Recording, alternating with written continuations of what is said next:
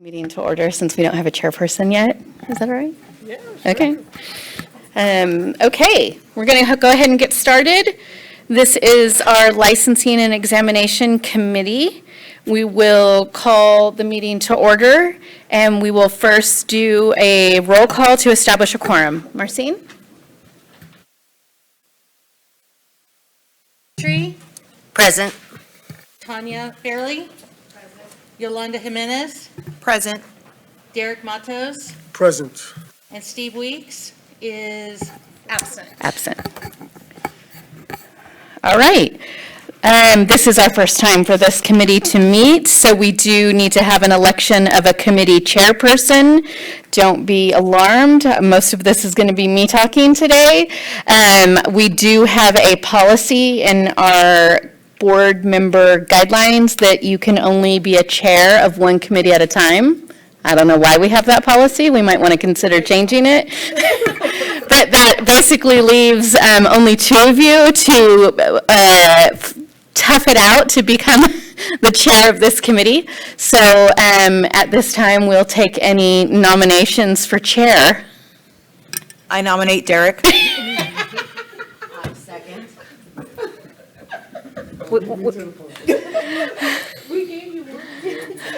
We have to first make sure Derek would accept that. Yes, we do. I gladly accept. Thank you. Public comment on the motion. Any public comment on that motion?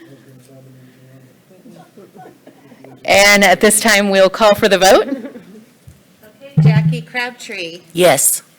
Tanya Fairley? Yes. Yolanda Jimenez? Yes. Derek Matos? See, yes. Thank you. Congratulations, Derek. We appreciate you. I'll go ahead and, you want me to just take over? Okay. So we'll move on to our first agenda item, number 3, which is review and discussion of the Spanish language exam pass rates. We've provided a lot of background in this packet for you today. This is an ongoing issue as for years and years and years it's been an issue. And really it's been an issue since the beginning of this board. But when we went to Breeze in 2013, we got more reporting capability, and so that's when we started to be able to break down data to see the language that these tests were being taken in and their pass failure rates. So we've always had a feeling that the Spanish pass rates were low, but when you look at them all combined together, the overall pass rates don't look so bad. So when we went to the Breeze system, we weren't able to get any of this data before that. So Breeze allowed us to really specialize some data that we could pull, and that's when we started to really look in depth at some of the data that we can get. We have, as you've probably seen in your packet, we have done a lot of work on trying to determine any type of cause that we could target. And we really have only recently been able to do that a little bit. One of the things that we found is a lot of people are Spanish speaking and will take the test in that language, even though they didn't go to a school that was a Spanish teaching school. We have a lot of out-of-country applicants that will, if they're Spanish-speaking, will take Spanish, the exam in Spanish. We changed the display of the computer-based testing exam several years back so that you could actually see the questions actually are displayed in both English and Spanish. And that's with we offer in Vietnamese and Korean as well. We've talked to the exam vendor. We've talked to the translators of the exam vendors. We've developed a translation guide that we post on our exam site and let students know that exists. Because obviously the different dialects that are out there and the way the exam is translated are going to be different. So we've created a guide for them to use. I can't say that any of what we've done has really improved the pass rates. One of the things that the board has seen already is that we are seeing that the apprentice program is a big impact on the Spanish pass rates. There are a lot of apprentices, especially in Southern California, that are Spanish speaking and they're not passing the test. The apprenticeships, we're looking at 30, 40% pass rates. So that is something we're looking at we're working on new regulations for the apprentice program to try to strengthen that program and see what we can do to get apprentices actual better training to make sure that they're getting textbooks for one. That's not even a current requirement for some. So there's work being done on the apprentice program already, which we're hopeful in the future will improve our Spanish pass rates. But again, we've done so much. I've talked to the schools who teach in Spanish. We've talked to schools that teach in Spanish that have chosen now to only teach in English just because they feel they would do better on the test. So it's been a journey. We are questioned about this from the legislature on a regular basis, as you can imagine. And that's kind of our history with this. I don't think it's going away anytime soon, but we're bringing it to the committee. We have new members on our committee, and we're hoping maybe you have some additional insight, or maybe there's something you all might want to discuss of something we can do that we haven't done yet. So we're certainly, from a staffing level, open to any suggestions that you may have. We've even had, meetings with Spanish speakers at the Mexican consulate in Los Angeles. They've been great partners of us to work with. So we've done a lot, but clearly we think there's always more we can do. And so we open that for discussion. I have a question. Unless I have a place to go. Yeah, okay. Oh, there we go. Is that better? Yes. Okay.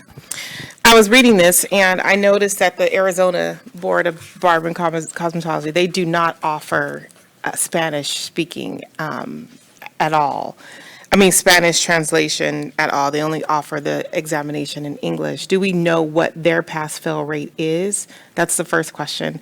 And the second question is, in the apprenticeship programs, what is the ratio in those schools of Spanish-speaking instructors? Because I know there's quite a few schools here that don't have Spanish-speaking instructors, but definitely have.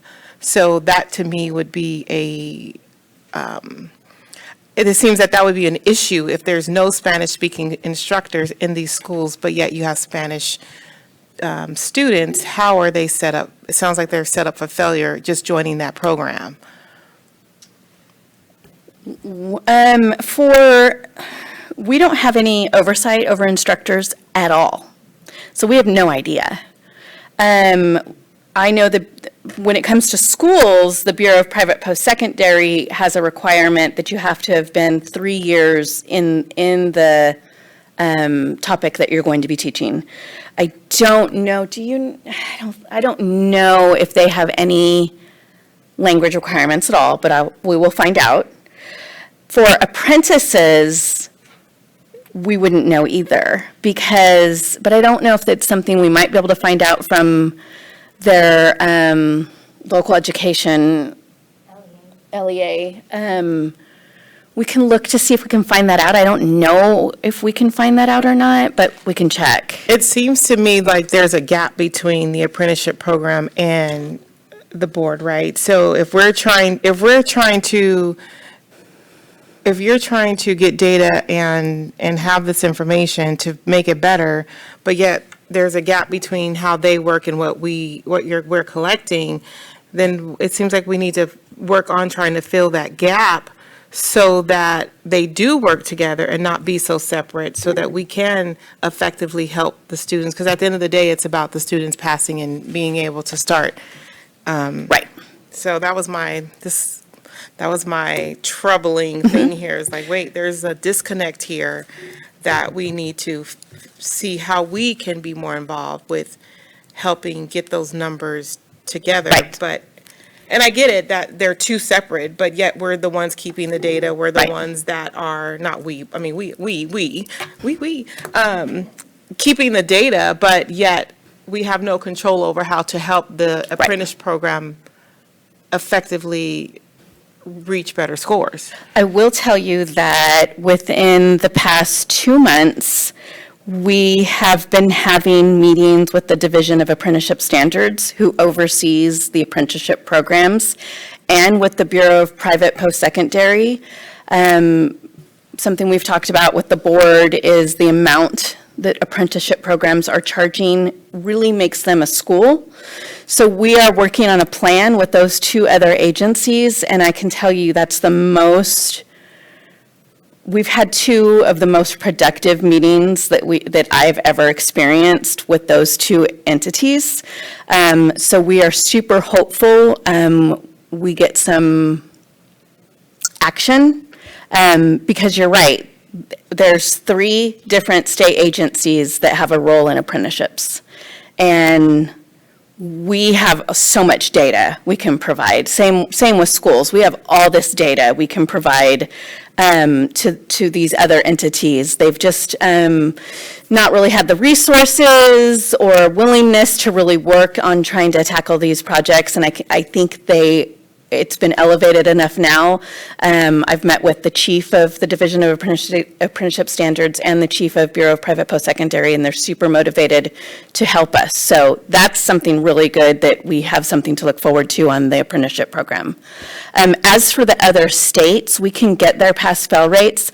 It is very common that they do not offer, states in general throughout the country only offer the exams in English. We actually have a lot of candidates coming to California to take their test because we offer it in the Spanish, Vietnamese, and Korean. We've had to change our certification letter to put that information on there because when they go to another state, if they've taken an exam in a different language, that state will make them take it in English. But there are some states that do Spanish. I know Texas is one. They have low passage rates as well, but we can bring that back to the committee and we can get some data from the other states to see what they're doing and who's offering it in Spanish. I would be real curious to see the ones who that do not offer it in Spanish, because if they're being taught in English and they're passing in English, even though they speak Spanish, there's a connect there. Right. That it's not so much the translation, but they understand it because this is what they were taught in Right. school. So, Right. Thank you.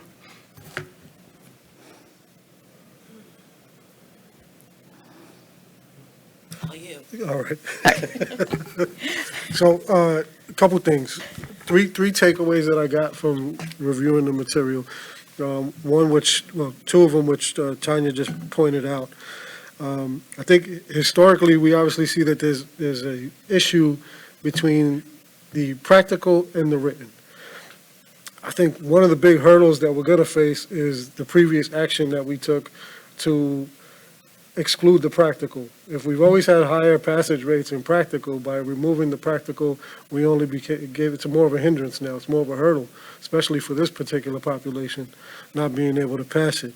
So let's identify what those hurdles may be. I think we hit it on the head with the translation. I think the other one is if the classes are being taught in English or the text is in English, and then we see the fail rate on the Spanish level. I think that's a good piece of information that we know that if they are being taught in English and their examination is in English, there's a connection there. It's kind of, for lack of a better word, it's kind of weird that they would pass more in English than English-Spanish if Spanish is the native, but the data shows it. So the last component of what I'm saying is the division between BPPE, the LEA, the DAS, and us. Yeah. I think one of a positive thing now on the ability of this committee is, since we did identify that and we appreciate the work that you just spoke of, is now bringing this to the table and I guess making a little bit more of a push as to where we kind of collaborate especially on this topic, we have the reasoning, we have a couple of solutions. Is there red tape involved that says, okay, this is the hurdle, we can't talk about this, we can't make a discussion on that? And if so, during these collaborations and conversations with these other departments, do we finally say, hey, we know these are the limitations of what your department does and we do, we need to change this? And where does that change begin? Does it begin in each individual committees, each individual organization, on the legislature? Do they need to make adjustments or changes? So I know I just said a lot, but I think we're making progress in identifying a lot of this. Where do we go now to kind of get this ball rolling? Bridge that gap. And bridge that gap, yeah.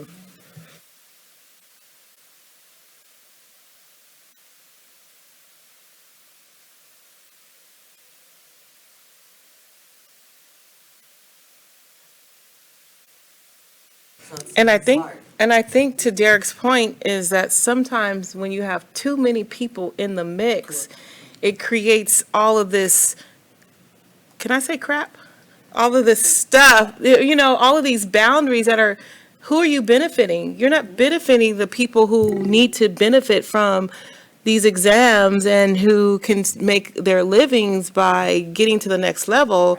You're benefiting someone's, an agenda that's not working. So what do we need to remove? How do we need to, I just think it's crazy that there's a division between us and the apprenticeship program. Like in my brain, they're supposed to be one.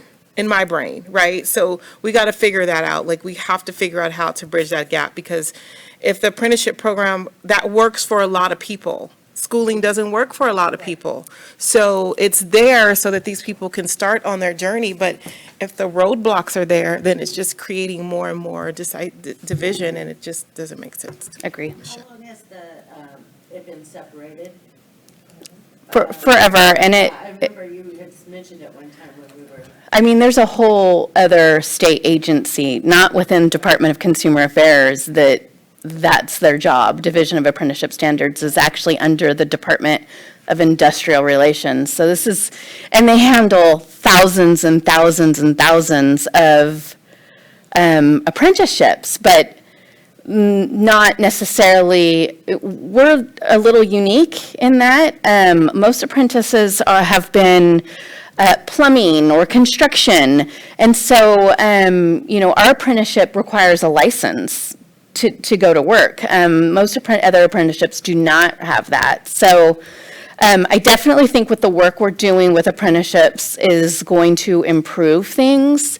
It's a regulation package, though, that we have to do, and we saw how long it took for us to do PSP. So, and this is a huge regulation package. We're really trying to get this through the regulation package that the board's already talked about in this year. But then we're also working with these other agencies that I don't think are ever going to go away. I mean, we will never have sole oversight over an apprenticeship program because that's why the Division of Apprenticeship Standards exists. So hopefully we see, I definitely have, like I mentioned, seen some really good collaboration with the chiefs of those two departments.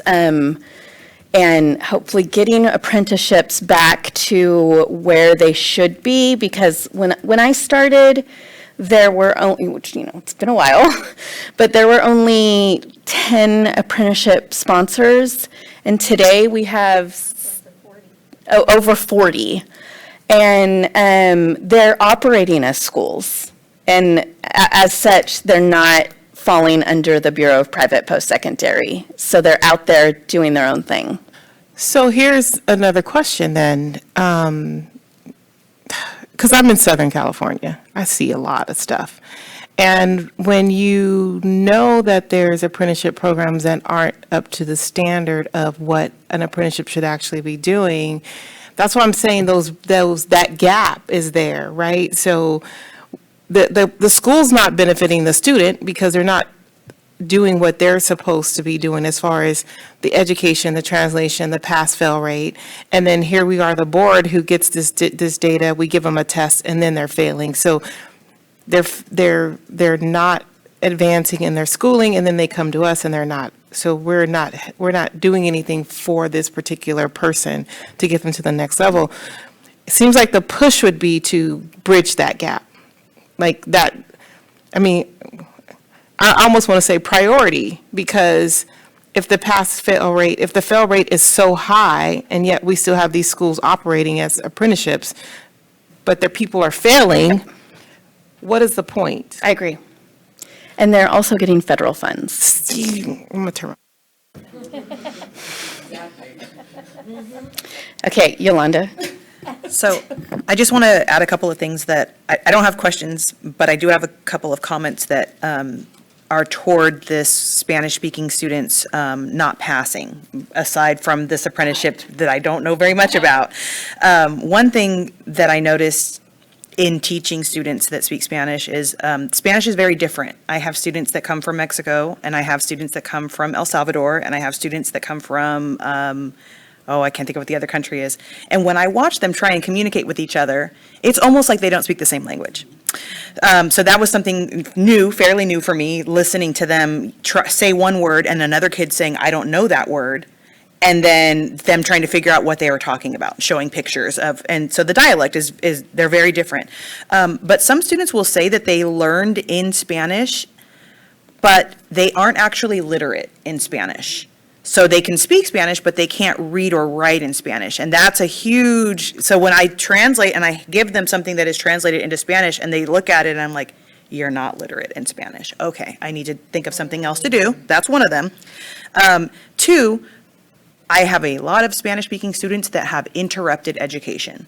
Interrupted education, meaning that they went to school first through third grade or fourth grade. There were a couple of years off because they were moving, they're a migratory family, and then they came into possibly California schools. But an interrupted education means that there were multiple years where they were not learning how we think our students are learning from kindergarten through 12th grade. And it definitely affects their literacy and their ability to translate, because it was interrupted education.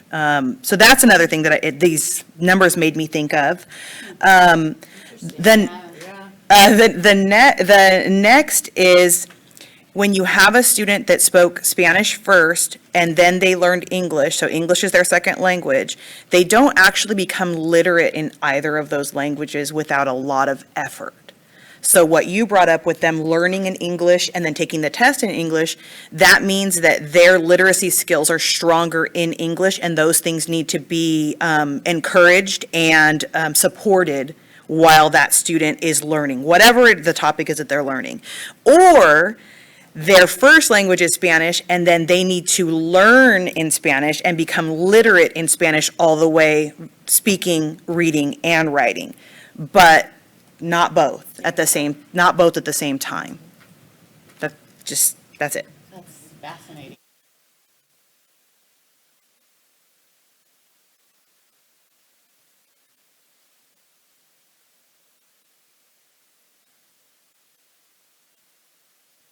Yolanda, thank you for that insight. I think that brings a lot of clarity and a great visual, I guess you can put to it, to see how the full scope of education is constructed. We know that younger people, their ability to learn and grasp things is a lot larger than adults and so forth and so on. So I think this is one of the things that really help us to understand how we can kind of come together on those things. I have a question in regard to the Office of Professional Exam Services. I noticed in reading this that we have a requirement to have a high school education diploma or GED. This is kind of, is this the kind of go-around or another option? Because it states here that if they don't have either, they can take an exam, OPES. So that's. ATB exam? That is, this report was done in 2018. So that is a BPPE requirement. Got it. And I believe legislation accidentally took it away. I know there was talk of bringing it back. I'm not positive if it did get brought back. We consider that a very big deal. Because for our applications, you just have to sign under penalty of perjury that you have a 10th grade education. We don't require any proof. So that has changed since that report was prepared. However, and then it's also different for apprentices and private schools. For a private school, you're supposed to be 18, I believe, or is the BPPE requirement? I know they have a requirement that you had to graduate or Graduate. have, yes. So, okay, question. It seems like there's so many requirements for so many different. Yes.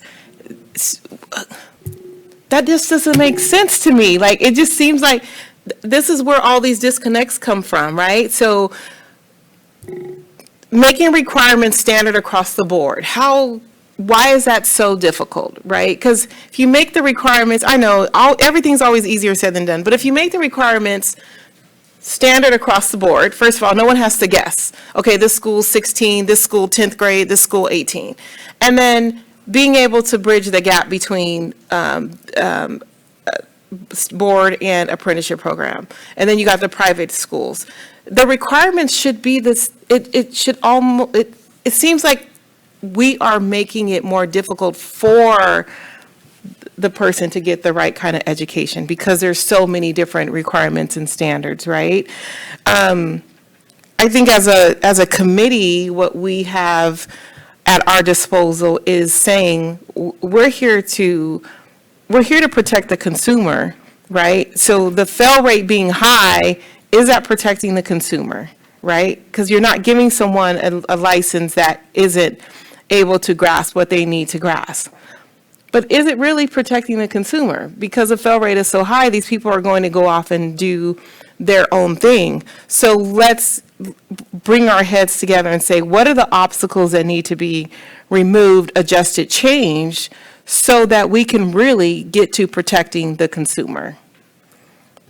I totally agree. And that's one of my biggest concerns, especially when it comes to the apprentice program, is because we definitely have some programs, and there are some great apprenticeship programs out there, but we have some apprenticeship programs that are targeting the Spanish speakers, and then what is happening to these people?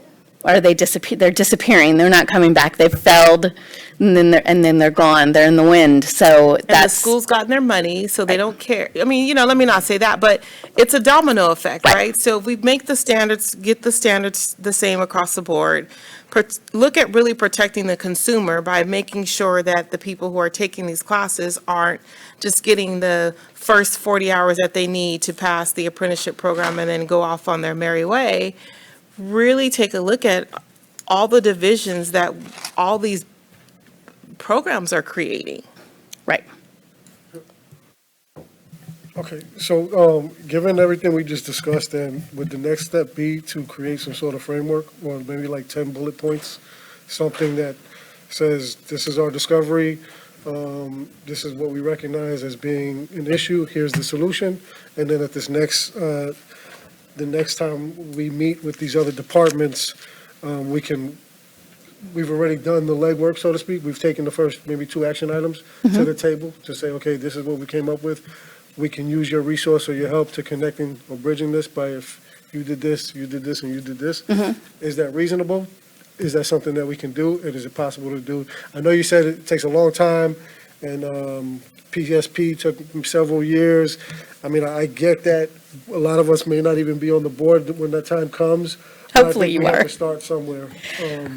Well, so keep in mind that the board's already approved new apprenticeship regulations, which is strengthening the trainers of who they are, as well as the establishments where they train, because that was one of our big issues with the apprenticeship program, is they're doing this on-the-job training, but they're not being trained. They're just working. So we have a reg package that is currently in the process for that.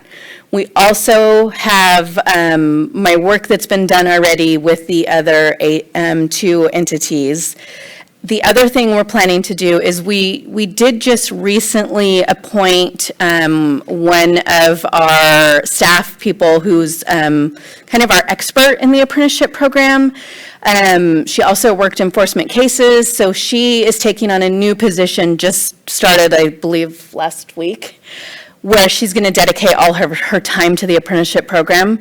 And that is really someone designated to really look at some of these issues. And one of the things we wanted to do also, as well as, there's the Division of Apprenticeship Standards, the Bureau of Private Post-Secondary, and then we have this other, what does the LEA stand for? Thank you. And we don't know who they are. I mean, we do know who they are. We've just gotten 2 contacts of who they are. And they do not track the pass-fail rates at all. So we've had conversation with them briefly. Did you know that this particular sponsor has no one passing the test? And they were concerned because, of course, that's who delegates the federal funding. So we're now setting up a meeting with them to figure out their role. We have in our laws and regulations, they provide the related training, so the classroom work, and they're connected to a school district. So we are, yes, it gets, I think I'm like boiling over here because I'm an educator by nature, and it's like, why are these things allowed to go so long when and I'm not saying us, but I'm just saying, like, this has been going on for a very, very long yes. time, and it's been going on for a very, very long time, and we've brought it up. This board and past board members has brought it up for years and years and years and years. I think it's been in every one of our sunset reviews where we have stated how concerning our pass rates are, not as a Spanish, as well as particularly the apprenticeships. It's been, I mean, before my time, the debate has been happening of the multi-departmental oversights and the lack of communication amongst all of us. And it's not to say that there's not good apprenticeship programs out there. Because Absolutely. there's some really, I mean, I know Great ones. some great ones. Absolutely. You know me, I'll take an apprenticeship person all day long. But the reality of it is that if we have schools that don't have any passing students, why are they still apprenticeship programs? So with these agencies, everybody, and the LEA that has no idea that it's like we have a voice that we have to be. Yes, we're the advocates for the consumers, but somebody has to speak for these. Agreed. For these students. So I will just say, I know Christy is a doer, and all the 5 years we've been working together, I know this is so frustrating that you've been trying to fix this for so long. And because, I'm that same nature. I'm like, here's a problem, let's fix it, let's move on. And I, have learned all these different entities that come into it. But I mean, we also see so many fake schools out there as well. So, I mean, that just have a room and it's insane, so. No, great point, Jackie. So the parameters of creating an apprenticeship program or whatever, I know that over the past few months, I've kind of tried to dive into these things just to see what those are. Square footage, space, type of space. In regard to LEAs, me, myself, wondering what a LEA is, trying to figure that out. And then from my conclusion, it came up that a local education agency could be any entity or agency that you can attach your program to. Is that a correct assessment of that? It is, but that has to be within a school district to be able to get the federal funding. Okay.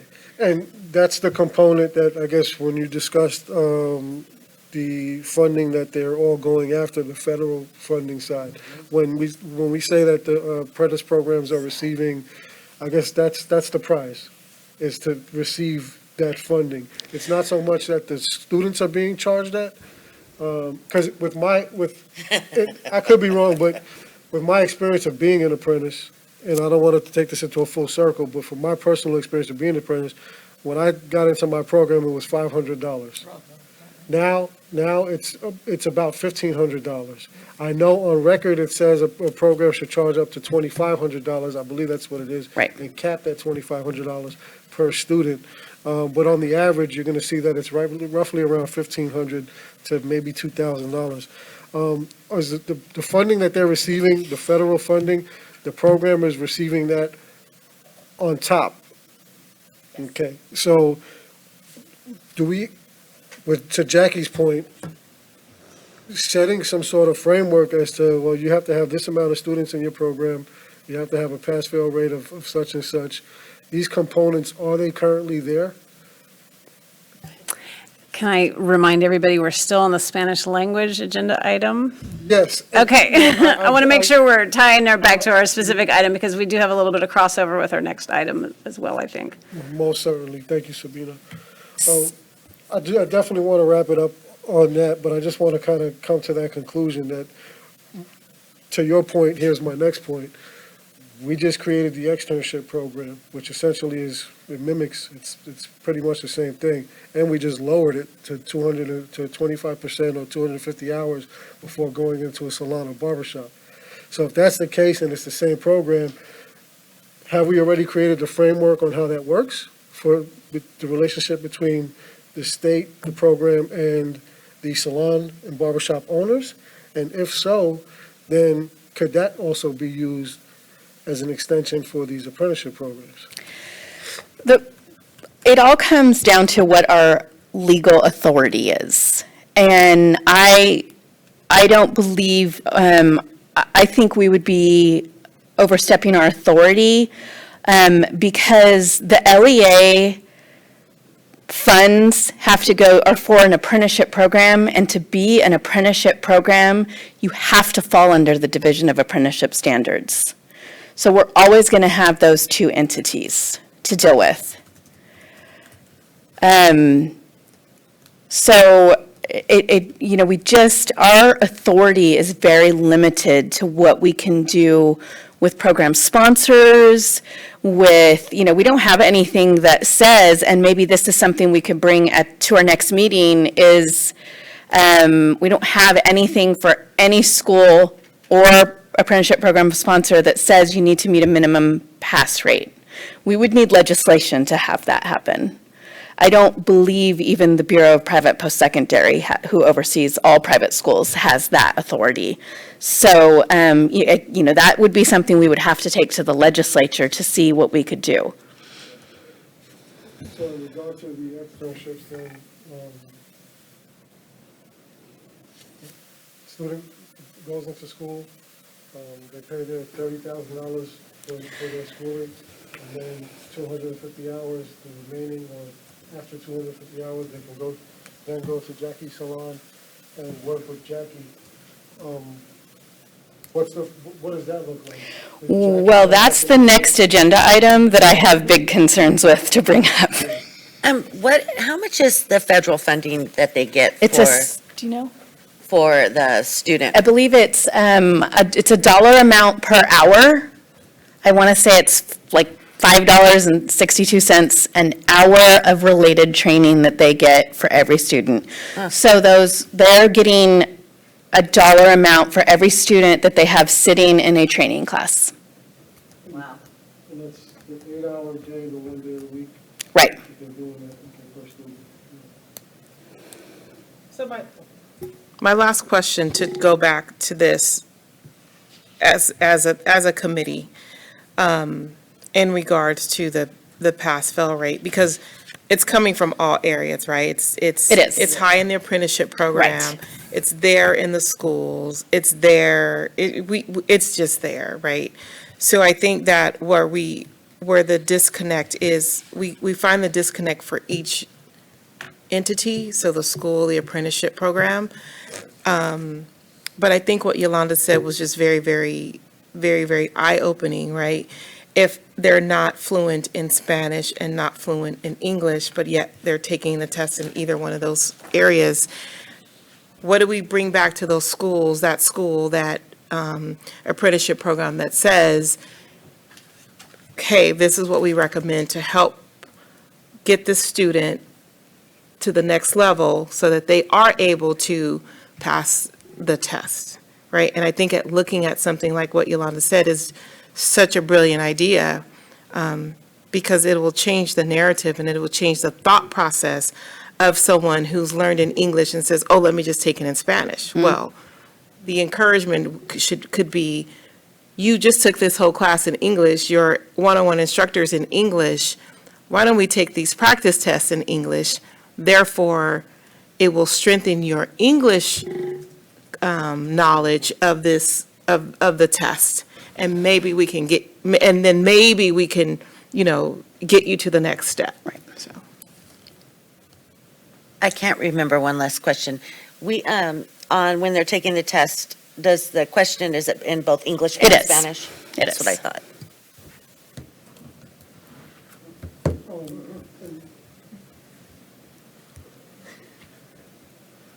But to your point, Christie, that you mentioned earlier, we don't have any kind of oversight on any of that stuff. Our oversight is very limited. So I think that's the biggest, We could certainly do some outreach. you can make recommendations. We can make recommendations to schools. Definitely we can do that. We can go talk to the schools. How did we get involved? How do we get involved with going with you to talk to the schools? Tanya, I mean, Sabina? Sabina. Tanya, why did you ask that question? I see that.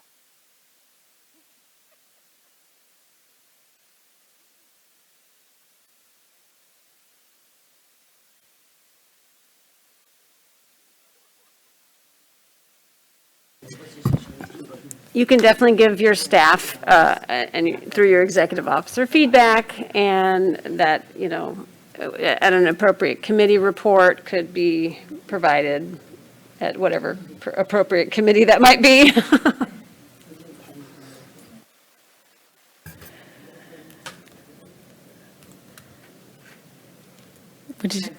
Okay. Yes, so public comments or? We can go to public. At this point, we will go to public comment. Super, thank you. Fred Jones on behalf of the Professional Beauty Federation of California. And I'm going to start with Derek's global observation of what's in your purview and what's in the legislative purview. I think that's a good demarcation because, and I'll start at the legislative level. The multiple agencies, that's kind of been Tanya's point all along, is definitely an issue. That's why this board many years ago have been requesting the legislature give you sole oversight, for example, over beauty colleges.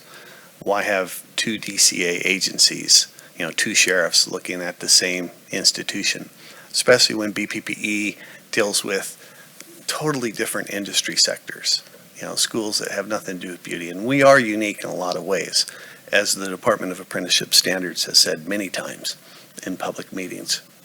So from a legislative vantage point, I think the board should continue asking for as much sole oversight and authority as you can, legislatively, legally, because answering to multiple masters leads to people, ultimately students, falling between the cracks, which will eventually lead to consumer harm, which I think has a direct impact on your mission.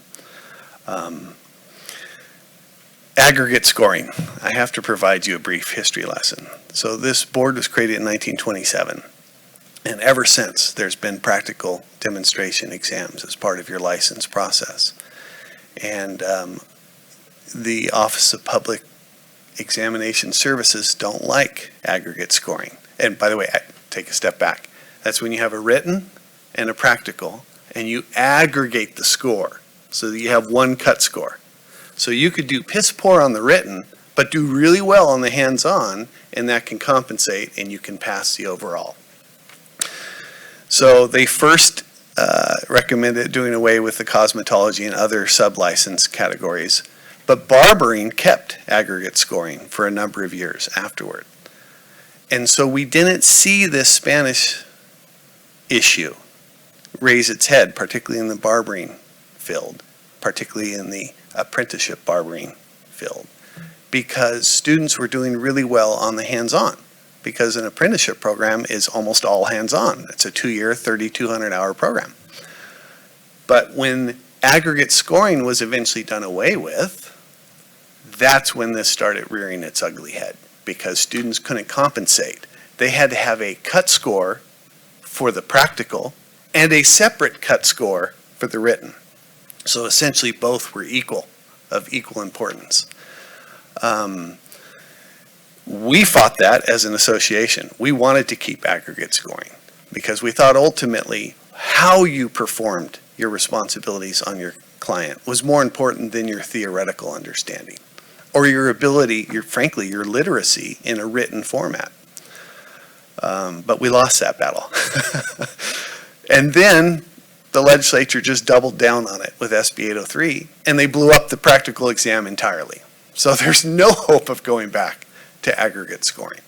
So this is now going to be something you're going to have to deal with. And I mean, just take Mexico. There are several different dialects of Spanish spoken and written just in Mexico.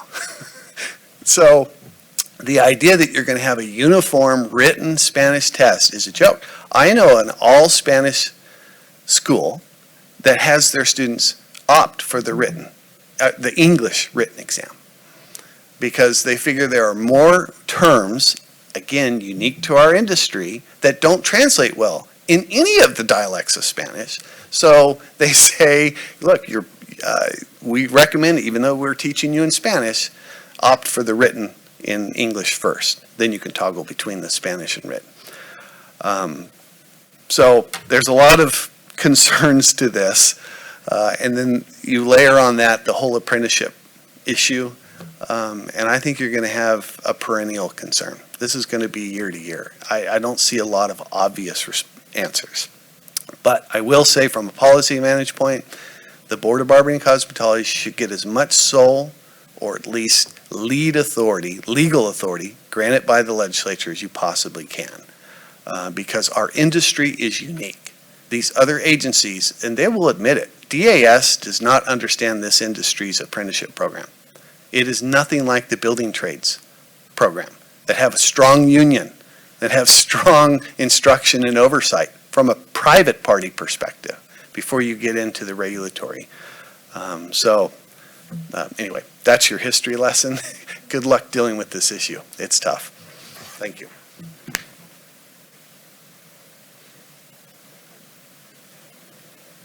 Christy, can I ask you a quick question? I know that this has been something for years that I've been trying to make a change on. Why is it that the legislative has not given authority back to the Board of Barbering and Cosmetology? So, assuming you're talking about schools, it's because they have a Bureau of Private Post-Secondary, that's their sole purpose, is student protections. And the legislature has,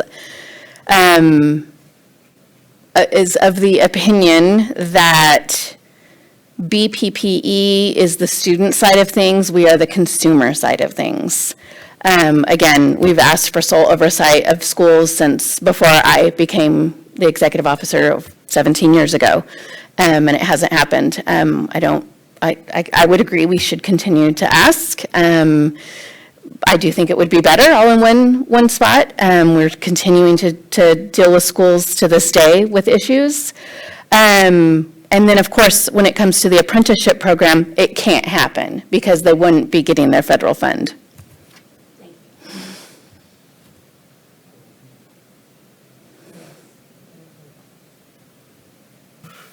Thank you, Christy.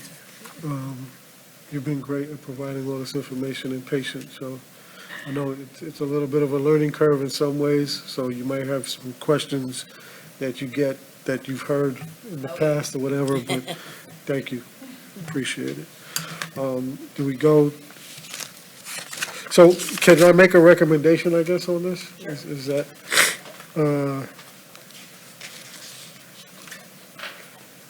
well, this is the third item, discussion of Spanish examiner.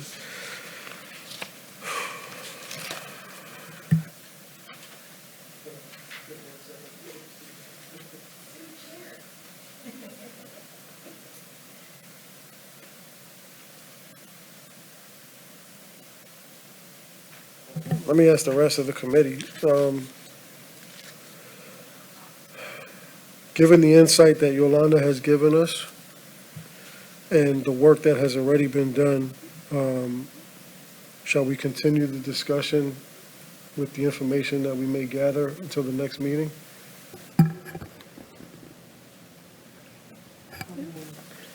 Clarify that question for me. Sure. Well, Issue of language. the issue of language, yeah. the issue And of I language. think that I mentioned the collaborations that I've had so far. We are hoping to wrap up some things that aren't finalized yet, and I should be able to report on that to you all at the next committee meeting, which will hopefully show some, it should hopefully help in at least starting to address some of these things. And I think the change with PSI will be helpful too. Correct. Which you'll be able to collect some of that data on specific questions, and I think that's beneficial. That's right. I did read Right. that we're changing from. Changing NIC to- exam vendors, and we'll be able to get what content area these students are doing poorly in. So is it chemicals? And I don't know what's on the exam, but I assume that's on there. So then we might be able to talk directly to some of those schools about those content areas that their students are doing poorly in. Now, will this break it down by school, or is it going to be just an overall testing? We're hoping both. Okay, perfect. Good, good. So when we get, now see, this just opened up another question. If we get that information by schools, you'll be able to directly take it. Are you able to take it direct? So let me back that question up. My brain just started going in overdrive. When you get the information by schools, you take that information to BPPE, or do you take it to the individual school, or who do you Well, take that? we haven't ever been able to get it yet, so we're Right, thinking, no. I don't know that. Ideally, if you got school XYZ right here with 0 passing on the test, who do you take that information? You take it directly to the school, or do you take it to their oversight committee, their oversight board? I would want to take it directly to the schools. Okay, I would probably talk to the Bureau about that to see if that's something that would be helpful to them in their realm. But I would love to be able to take it straight to schools. and it helps to on- change what? And adding on top of that, I'm very interested in modeling instructional strategies for how to do this, like how to teach English learners in English, because we saw that in English, taking the English test, I'm very interested in modeling those instructional strategies for them, or putting together something that we can give directly Okay. to teachers. That- Yeah, this is 20 years of expertise, That's- so. I mean, if we can We're all on work board. directly with Okay. you on that, that would I'm be very, super very interested. awesome. Thank you. Okay. The legislature will be I would think very happy to have that kind of information and help. Okay, All right. with that, we move on to agenda item number 4. And that's our extern program. So I wanted to bring this to the committee to get your input on the extern program. As we know, SB 803 changed the externship program. We put in a chart for comparison to see where we were before 803 and where we are now. You can get into a salon through the extern program much quicker than you could before, and you can gain a lot more hours in a salon. So we we're starting to have some concerns at the staff level with what we're seeing. You can see the number of schools utilizing the extern program over the last 3 years. In 2019, it was only 2, and then moving up from 11 and 10 to 2020 and 2021. The number of establishments reported to have the externs over the last 3 years, you can see that's dramatically increased. Now, this is 2021. We're not even showing 2022 data yet. So my concern with the extern program is, if you look at the next page, we are showing a breakdown. These schools numbered 1 through 10, those are specific schools that we looked at who have submitted a form to us that they're participating. We have one particular school that has issued 28 agreements. That's stupid. Sorry. So the board's authority over the extern program is very limited. However, I feel we might have some authority in our statutes that would allow us to do regulations, so a completely controlled and developed by the board. And one of my concerns that I have is we do not require schools to track their extern hours. Now, I don't know if if the Bureau of Private Post-Secondary or anyone else has any type of other requirements, but for us, we just get a proof of training. You go to school, you go to an approved school, we get your approved proof of training that says you've completed however many hours your course was. That's it. That's all we get. In the past, before SB 803, there were, most schools had some type of, and probably still do, timekeeping method. So you're clocking in your hours, and you're clocking in your theory hours, and you're clocking in your number of operations. So up until SB 803, you had to report, or you didn't have to report to us, but you had to at least have a file of this student completed 800 haircuts, 25 manicures. So that doesn't exist anymore with SB 803. It's still, there's no minimum number of operations. Now, I think the good schools are probably still doing it because it's good for them and they're used to it. So lots of schools I've talked to haven't changed much in that area. But what we're finding is there's no indication for somebody to track how many hours they were credited for the extern program. And the reason why this came up as alarming is because we are starting to see more schools submit extern agreements with nail salons and nail salons only. Now, granted, those nail salons may do waxing. Lots of nail salons do waxing as well. There's even nail salons who might do even more than that. But for the most part, it's nails and waxing. That's kind of traditional in the industry. We don't know the students' names who are externs. They have to wear student ID, so if we go into their salon, we would, if an inspector happens to walk in when the extern is working, we should know. And we would ID everybody anyways. They would be ID'd, we would figure it out. But all the school has to tell us right now is their school name and what establishment they're sending this agreement is between. So the agreement is between the school and the establishment, and you handle it. So then I start seeing more schools submitting forms going into nail-only salons. Well, there's only a limited number of nails you need in a 1,000-hour cosmetology course. So it just started raising questions for us to see this, and that's why we kind of dug a little deeper into this new requirement, and the fact that we have a couple schools sending a lot of people out into the industry seemed a little odd to me. And there's no tracking. There's no requirement for them to track or report any of the extern hours that they gain. So my question to you is, should that be a thing? Because I think if you agree it could be a thing or should be a thing, I think we could put together regulations to bring back to this committee with a recommendation to strengthen the requirements of the extern program. Let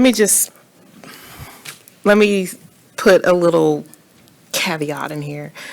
Because I do extern in my salon and in apprenticeships, right? So we see the increase from 2019 to 2021, and this was before SB 803. So I feel as if we're going to look at this, then we have to look at it as been increasing over the last 3 years versus, oh my God, SB 803 comes in and now we have this alarming amount of people.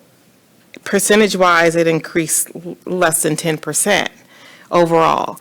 I think that there's always going to be that bad apple of the bunch who will do just what we see for number 6, right? You have 28 people out on externships, kind of very hard to believe that. So if we set up guidelines and parameters to curve that type of thing, I think that would be good. I don't think looking at the program and what it's intended to do is a bad thing, looking at it that way, because of what it actually offers. I'm all for these students getting in there and getting working sooner than later, period. But I do think that if we're going to allow such expedited training to take place, that we definitely should have a little bit more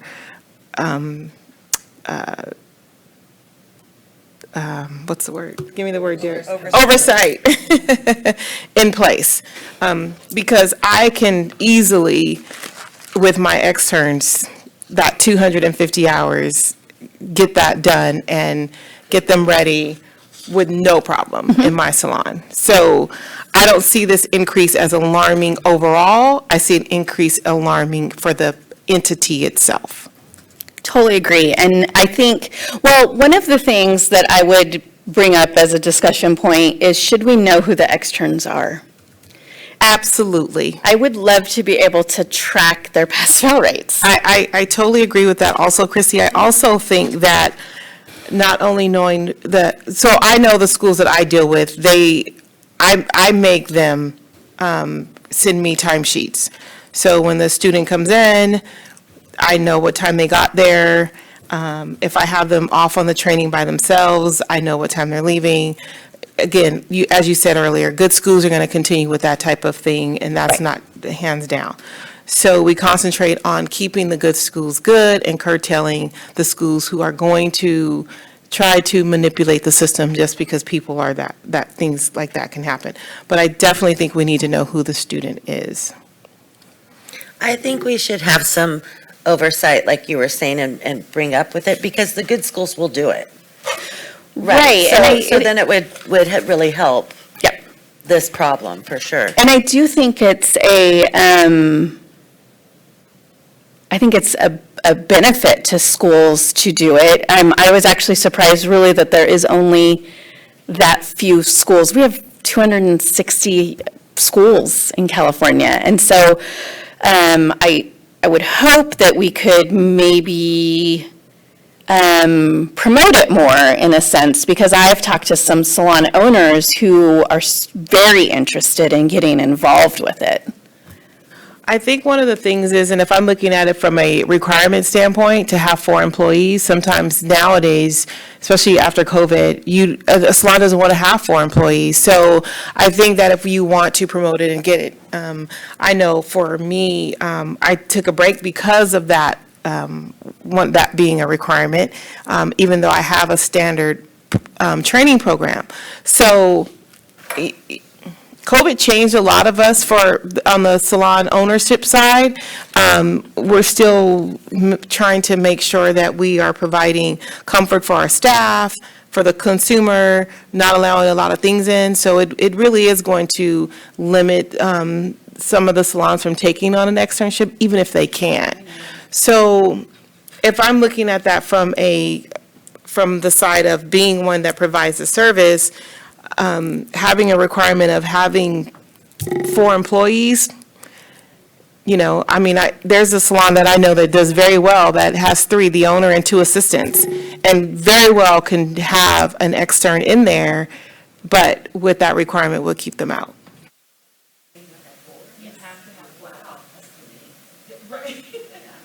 I 100% agree with that because our inspectors right now are going into so many shops, and there's some that we find still, we find a lot of employees in some, but the most part, especially hair salons, it's 2 people working. Yeah, 3 is a lot, yeah, It's hard to find people. and that's all over California. yeah. And the thing too is that what you have to keep in mind is that the consumer doesn't feel protected right now with a lot of people working. So we as owners are really having to juggle making a living for what we do, making the consumer comfortable, and then having the staff who's saying, wait a minute, there's 2 of us working on this person versus having the space and time to just allow them that one-on-one freedom of doing their job. So 4 right now is a lot. So I can understand why you may be having an issue of having that. So I think that's something that can definitely look into. But the nail-only establishments, come on. Like, I think there's a little bit more, right, Jackie? Like, there's a little bit more oversight that should be happening, especially when we see these red flags. Okay, great. So the consideration is that 4 is too many, and we would look to go below that? And secondly, Let Christie come up with some regulations. yeah, and thank you, Jackie. Christie or staff put together some sort of framework for regulations and how we would regulate that on the externship program? Yes, we can do that. We'll put as much into something as possible and bring it to this committee so that you can, take it out or add more, but we'll at least get a framework for you all to look at. And then I just had one question. Because the industry, it took so long for us to make the distinction between a booth renter and an independent contractor and all that. When we say employees, we mean an actual employee, on-record employee, not a 1099 independent contractor or anything like Correct. that. Okay, and it would actually say that in there? Yes, it does now. Great. Just so the public is not misled and we had continued to have that conversation of what's what. Great. Okay, so are there any other questions or insight from the committee? So we can move on to public comment? Okay. Thank you again, Fred Jones, Professional Beauty Federation. Even with the quote-unquote growth that we saw in the last 3 years, less than 5% of schools have any externship program out of the 249 schools in California.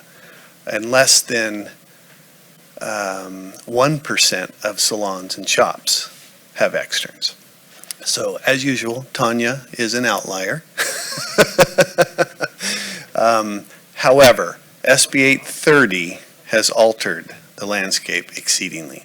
So not only did the legislature drop the hours of curriculum, so for cosmetology from 16 to 1,000, for barbering 1,500 to 1,000, but they increased the percent that could be used for externship opportunities.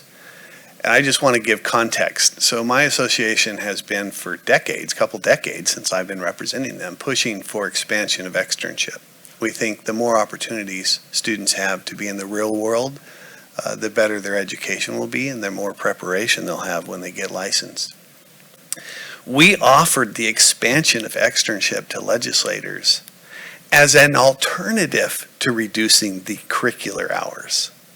Not in tandem, but instead the legislative sausage mill and its grinding wisdom threw it both in. So they reduced the hours and they increased externship percentages. That could lead to some serious fraud.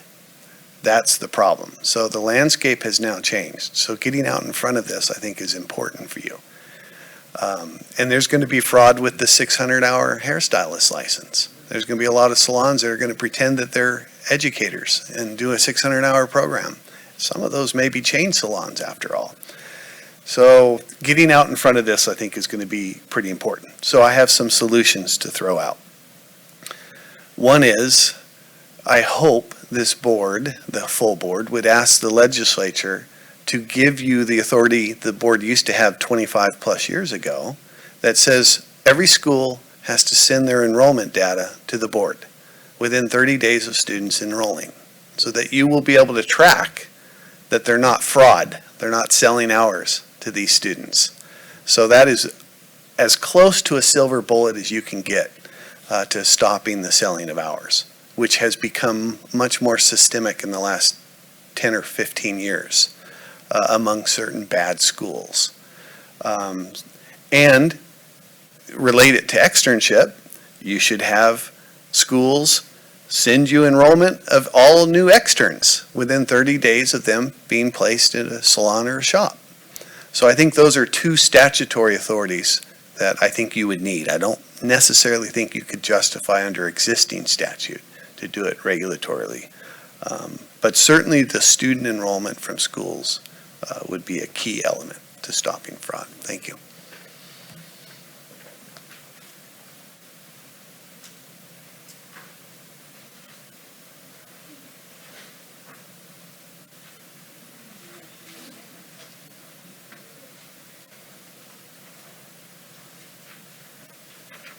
Okay, next is agenda item number 6, items on to the next meeting.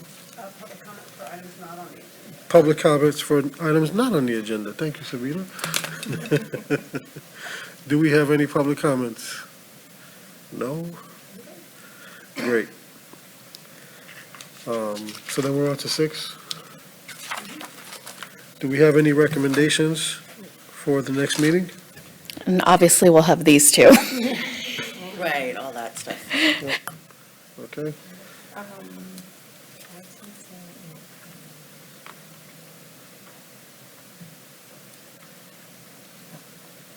No, okay. Okay. And with that, we are adjourned? Awesome. Yep. Hit that, yeah.